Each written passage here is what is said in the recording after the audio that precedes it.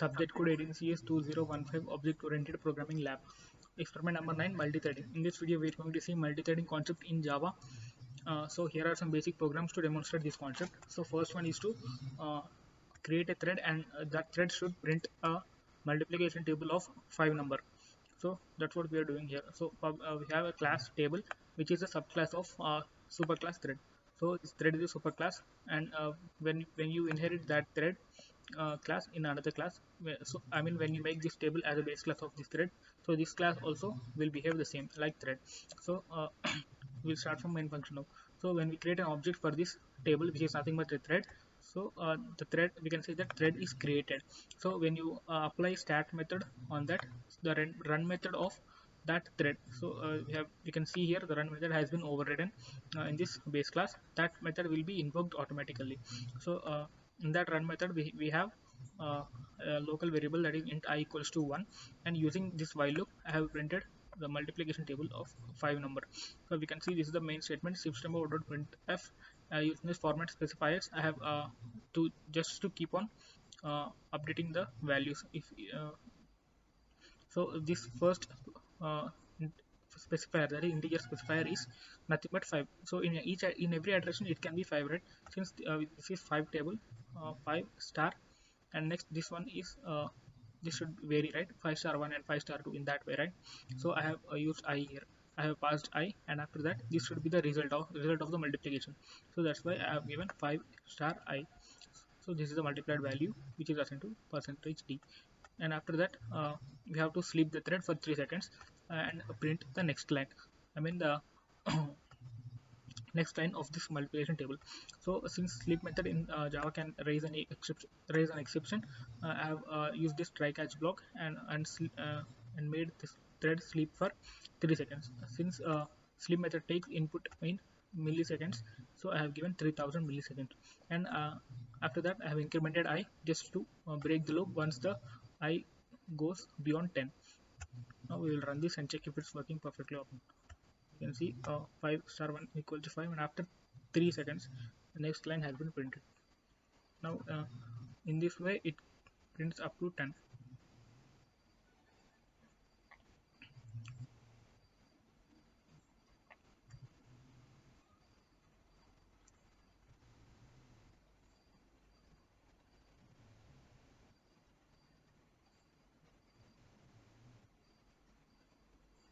Yes, we can see that 550 has been printed, and the process has been finished.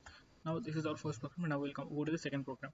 This program is to read a paragraph from the user, and we have to take 2 threads here. We have to create 2 threads, and one thread has to print all the words in paragraph separately, and one thread has to filter all the vowels in the paragraph and print them separately. Now we'll see how this can be implemented. So in the previous program, this one we have directly used this thread superclass, and now we are using this runnable interface which also has this run method. Now we'll see how this method can be implemented. Now we have a paragraph class which implements a runnable interface, and after that in this class we have a data member string data, and using the constructor we have assigned content variable, string variable. I mean, this is nothing but a paragraph to this data. So data is nothing but a paragraph here, and after that we have a run method. Now before going into that, we'll start from main function. So this is the main function, and this is scanner object, and after that we are prompting the user to enter the paragraph. So using the next line method of scanner class, we are prompting the user to enter the paragraph, and that will be stored in content. And after that we are passing that content to the constructor of paragraph. So here we can see paragraph constructor is receiving a string data called content, and that is being assigned to data. Now after that we are creating 2 threads. So this is the first thread. Since this is a runnable interface, we have to create an object for thread class and passing the current class instance. That means here the current class which implements runnable is paragraph. So paragraph instance. So this is the instance of paragraph class, right? So that one we are passing to thread class. That's it. And now t obj1 can behave as thread, and we can perform all kinds of thread operations on it. So that's why I have set the name to word that is the first thread. And similarly, I have created another thread here, and I have set that name. Uh, Sorry, I didn't set that. And uh, so before setting that name, I have started the thread, first thread. And to avoid any other to avoid the execution of any other threads, I have used this join method, uh, which can raise an exception. That's why uh, I have done it in try catch block. After that, I have set the name for second thread, that is vowel. And after that, uh, uh, I made the thread sleep for 2 seconds and start. uh, what I mean is, before starting thread 2, I made thread sleep for 2 seconds. Now we'll come to the run method. So we'll check the name of the thread. If the thread name is word, then it has to print the words in a paragraph. So we have a word list of strings here. Using the split method, we can get that list from a paragraph, and which we have done in this first line. And after that, we are printing a statement words in paragraph, and we are using this for loop. We are taking each string word in word. So word is a list nothing but that contains a paragraph of words. Now we are taking each word and printing that, and after that we are printing a new line. That's it about our first thread. Now after that, the thread will be slept for 2 seconds. It will wait for 2 seconds, and after that the thread 2 will be started. The obj2 dot start. Now if you do that, so this condition will be failed, right? So the name of the thread is vowel. This condition will be true, and this thread has to print the lower sorry this thread has to print the vowels in the paragraph.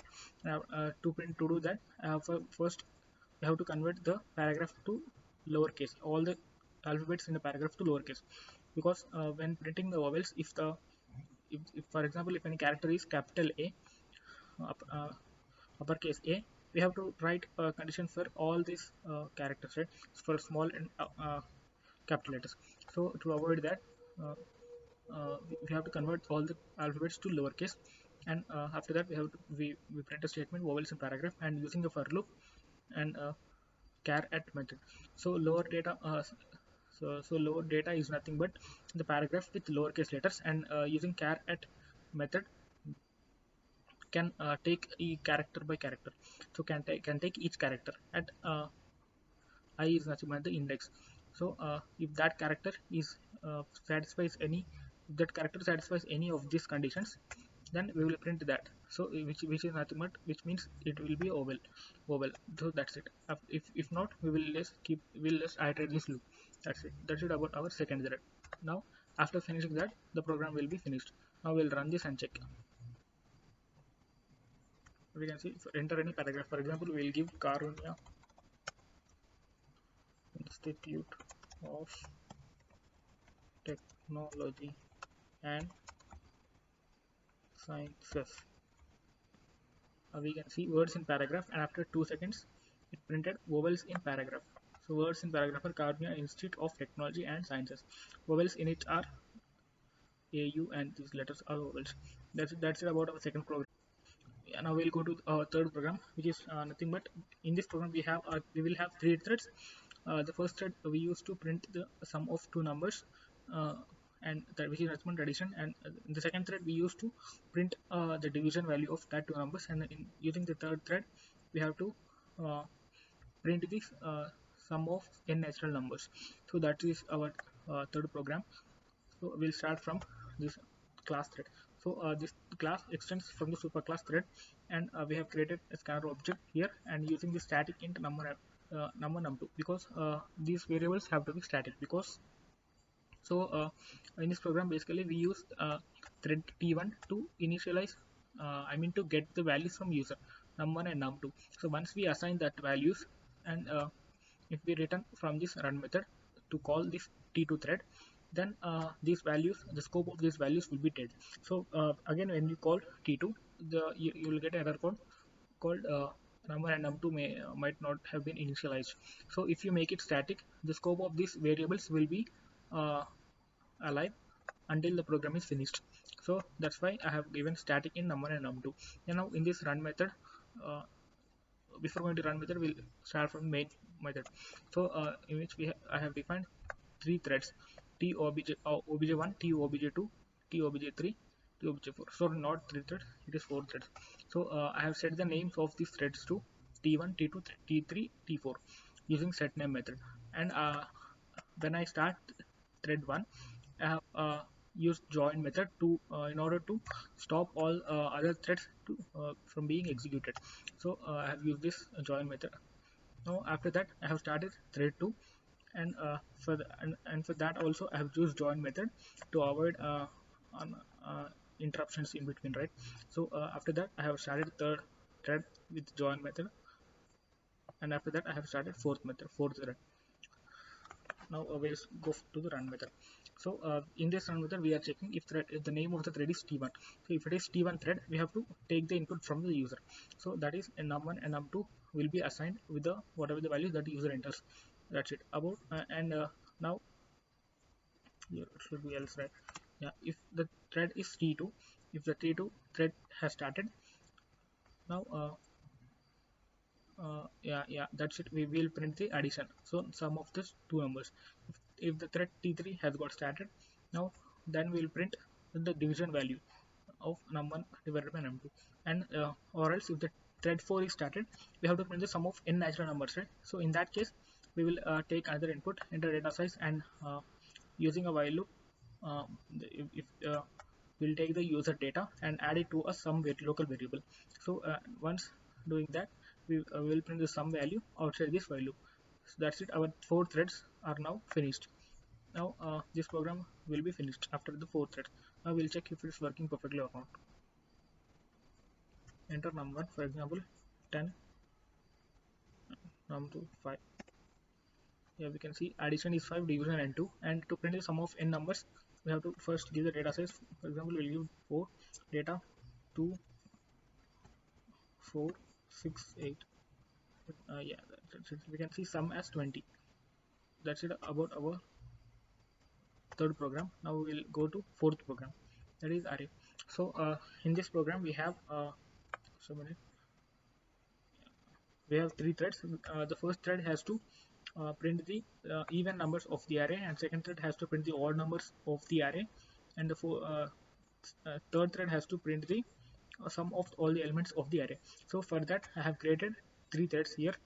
So before that I have declared an array here of size 10, which was given in the question before, and after that I am prompting the user to enter the elements of array.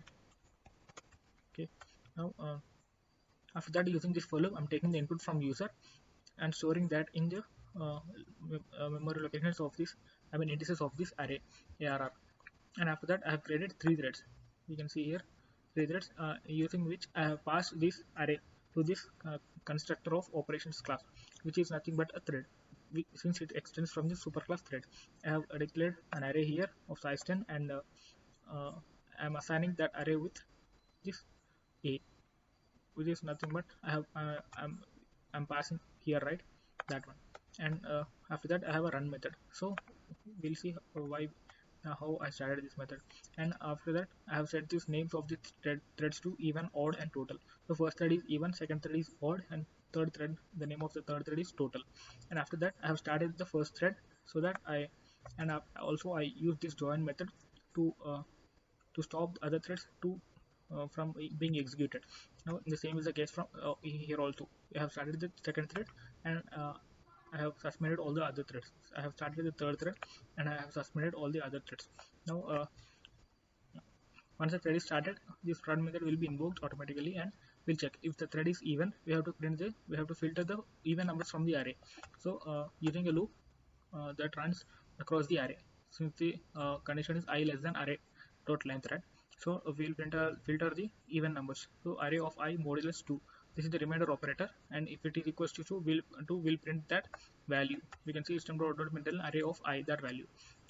And if not, we'll just skip that if condition, if statement.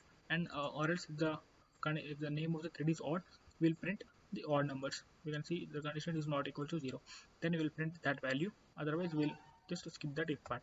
And or otherwise, if the name of the thread is total, then we use a for loop, and we taking a local variable sum equals to 0, we assign each and every value of this array to some variable, and after that we'll print a statement called sum of all numbers in the array.